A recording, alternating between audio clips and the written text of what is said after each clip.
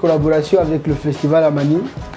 Donc nous avons pu faire venir le danseur belge B-Boy Milan Emmanuel. Il est venu dans le but de travailler avec les jeunes enfants du projet Vidiana App et ceux du centre Don Bosco qui bénéficient des cours qu'on donne là-bas par semaine avec notre projet Vidiana App, mais aussi pour échanger avec d'autres danseurs de la ville qui ont du niveau un peu dans le breakdance et un peu sur la culture hip-hop.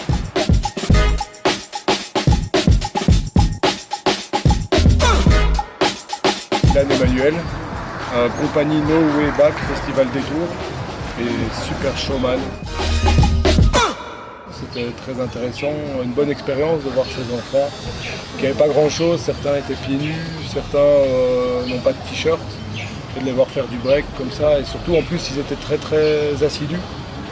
Vraiment ils travaillaient quoi les gars, ils avaient envie d'apprendre.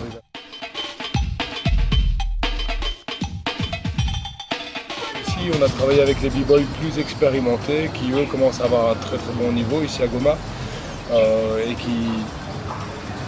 qui aussi étaient très attentifs et qui répétaient les mouvements alors que souvent en Europe tu vas peut-être montrer un enchaînement et vous regardez essayer une fois ou deux. Non, là les gars ils s'entraînaient, ils recommençaient et jusqu'à avoir l'enchaînement quoi. C'est facile mais quand on met la tête ça aide quoi.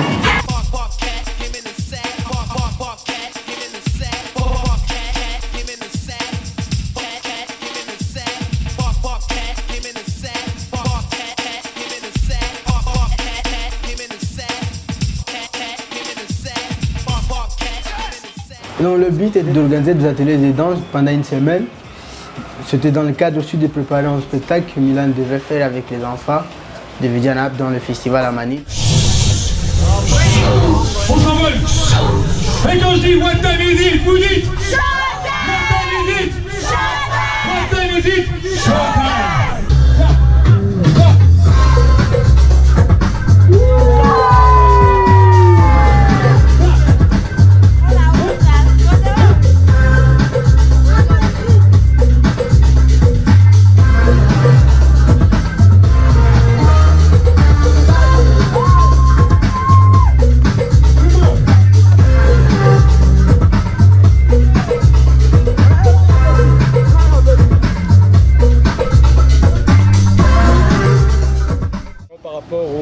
Spectacle que j'ai présenté au festival, Super Showman.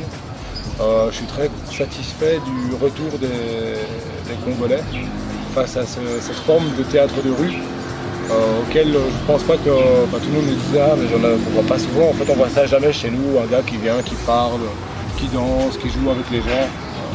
Et du coup je trouve que les Congolais étaient assez bienveillants avec Super Showman, ils ne trouvaient pas... non ils aiment bien quoi. Je pense que voir aussi un Européen qui n'a pas peur d'être proche déjà et puis d'être un peu ridicule.